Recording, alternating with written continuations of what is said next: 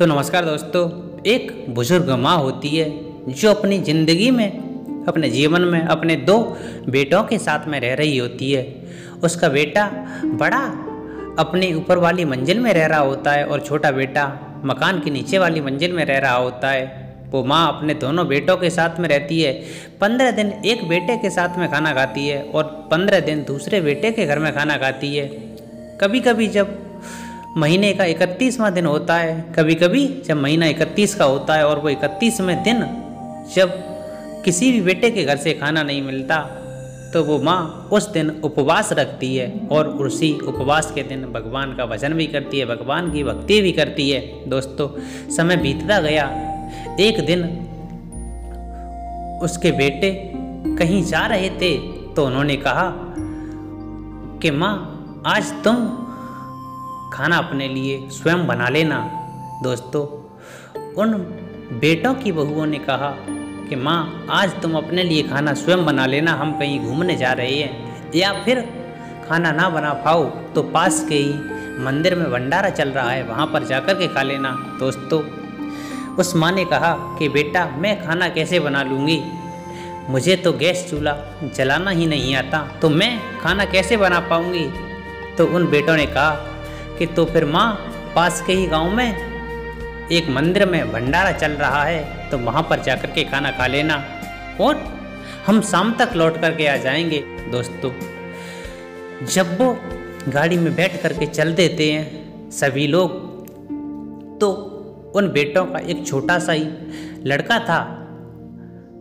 जब वो तीनों चारों उस गाड़ी में बैठ करके जा रहे थे तो उस छोटे से बच्चे ने दुख भरी आवाज़ में पूछा कि माँ, पिताजी, जब मैं बड़ा हो जाऊंगा तो मैं एक मंदिर बनवाऊंगा और वो मंदिर अपने ही घर के पास में बनवाऊंगा।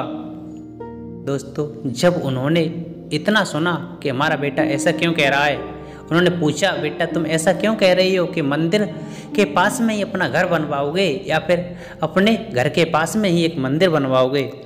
तो उस बच्चे ने कहा कि जब मैं बड़ा हो जाऊंगा, मेरी शादी हो जाएगी और आप दोनों जब बुजुर्ग हो जाओगे तो हम भी आपको भंडारे के लिए भेजा करेंगे। तो मैं नहीं चाहता कि आप हमसे दूर जा कर के भंडारा खाएं, और मैं चाहता हूं कि आप हमारे घर के पास में ही मंदिर बनाओ, उसी में भंडारा खाएं, क्योंकि जब आप पर बुढ़ापा आएगा तो हम भी आपको वहाँ से कहेंगे कि आप जाकर के मंदिर में भंडारा खा लीजिए। दोस्तों, इतना सुनने के बाद में उन्होंने गाड़ी रोकी, आंखों में आंसू आ गए और अपने बच्चे को पहले तो सीने से लगाया और उसी जगह से गाड़ी को वापस किया, ले जा कर के पहुँच गए उसी माँ के पास में और अपनी माँ को सीने से लगाया, उनके चरणों में जा कर के गिर जाते, कहने लगे कि माँ, हमें माफ़ कर दो, आज हमारे बच्चे ने ही हमें एक नई शिक्षा दी है और हम अपनी माँ को कभी भी अलग नहीं छोड़ेंगे।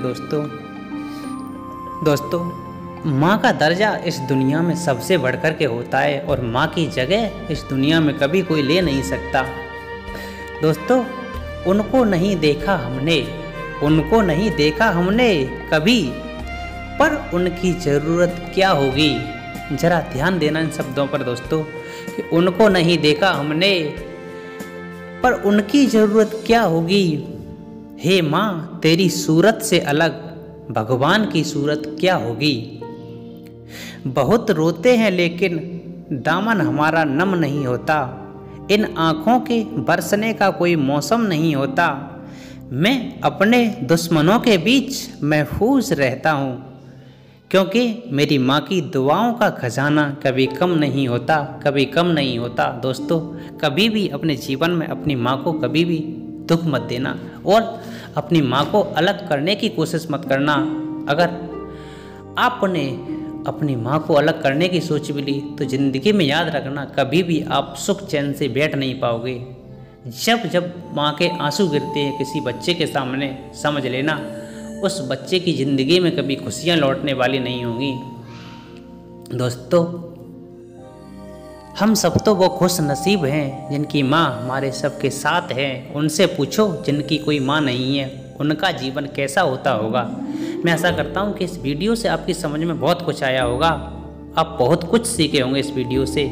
ज़्यादा मुझे बताने की फिर भी ज़रूरत नहीं होगी दोस्तों। अगर वीडियो पसंद आई हो, अच्छी लगी हो तो लाइक करना, हमारे चैनल को सब्सक्राइब कर देना और अपने दोस्तों के पास में ज़्यादा से ज़्यादा शेयर करना। तब तक के लिए चलते हैं, धन्यवाद, जय हिंद।